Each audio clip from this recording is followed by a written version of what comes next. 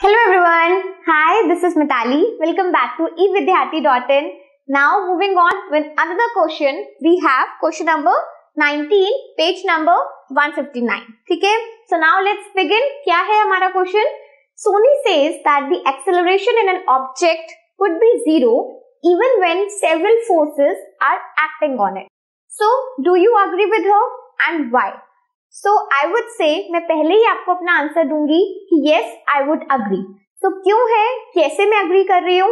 Answer से proceed करने से पहले मैं आपको एक छोटा सा एग्जांपल देती हूँ. आपको बहुत अच्छे से ये पूरा कॉन्सेप्ट उससे समझ आ जाएगा एंड देन इजीली आप आंसर को भी समझ पाओगे.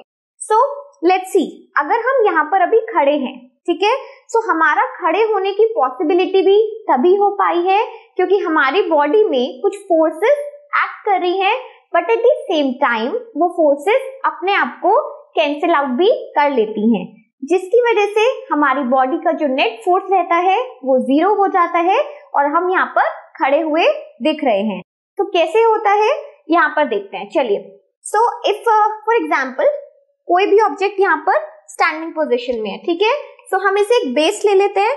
नाउ एक हमारा जो फोर्स ऑफ ग्रेविटेशन है वो क्या कर रहा है, हमें अपनी तरफ खींच रहा है, यानी कि एक डाउनवर्ड डायरेक्शन में हमेशा किसी भी ऑब्जेक्ट पे, अगर हम अपनी बॉडी की इस वक्त बात करें तो एक डाउनवर्ड डायरेक्शन में फोर्स ऑफ ग्रेविटेशन की वजह से हमें डाउनवर्ड डायरेक्शन में फोर्स अप्लाई होता हुआ दिखता है. ठीक है, एक्चुअली दिखता नहीं है but we can feel it कि अगर हम खड़े हो पाए हैं ऑन द अर्थ सरफेस तो एक ग्रेविटेशनल पुल है जो हर वक्त कॉन्स्टेंटली हम पर अप्लाई होता है. ठीक है, चलिए वो तो ठीक है, but at the same time एक नॉर्मल फोर्स होता है जो हमेशा अपवर्ड डायरेक्शन में हमारी बॉडी पे काम कर रहा है. ठीक है, सो ग्रेविटेशन हमें अपनी तरफ पुल करती है, नॉर्मल हमें ऊपर की तरफ पुल करता है, जिसकी वजह से दोनों ही फोर्सेस अपने आप को कैंसिल आउट करती हैं.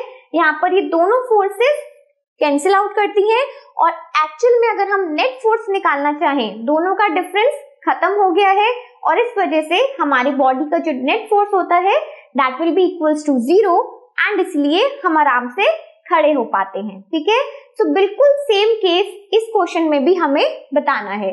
सो सोनी इज करेक्ट.